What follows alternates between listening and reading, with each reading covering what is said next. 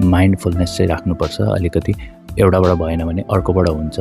Demotivated चाहिँ हुनु हुँदैन र हुने कुनै कुरै छैन। डिमोटिभेटेड त हुनै हुँदैन। जब तपाईँहरूले यतिसम्म हिम्मत गरेर यहाँसम्म आइसक्नु भएको छ भने यहाँभन्दा अगाडि जान पनि सक्नुहुन्छ भन्ने कुरा म त पुरै विश्वस्त छु। त्यसैले तपाईँले आफूमा पनि त्यो मोटिभेसन राख्नुपर्छ। यहाँसम्म आइसकेको छु भने म हारेर त जानेवाला छैन। यो कुरा चाहिँ तपाईँले आफ्नो माइन्डमा राख्नै पर्ने हुन्छ। र अर्को च्यालेन्जको कुरा गरौँ। यहाँ चाहिँ सोसल लाइफ अलिकति लिमिटेड छ। जस्तो कि लन्डनहरूमा धेरै ठाउँको मान्छेहरू आउँछ, धेरै मान्छेहरूसँग भेटिन्छ होइन। तर यहाँ चाहिँ के हुन्छ भनेदेखि यहाँ तपाईँले बस्नुभयो भने तपाईँ जस्तो मेरै रुमको वरिपरि भाइ बहिनीहरू बस्छन् होइन।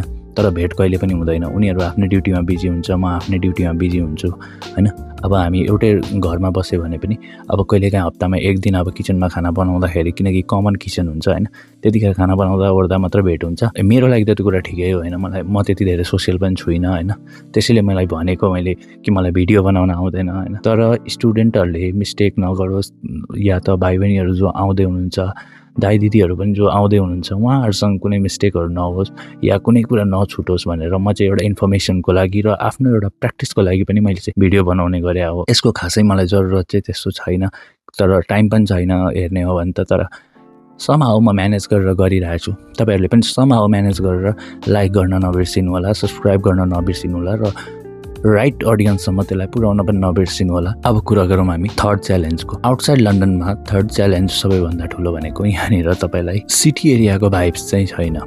यहाँ अलिकति कन्ट्री साइड टाइपको हुन्छ नि, तपाईँलाई एकदम सुनसान टाइपको, खाली खाली टाइपको एरियाहरू प्रायः जस्तो देखिन्छ होइन। तर त्यो पनि आफैमा एउटा राम्रो हो क्या। किन ओभर क्राउडेड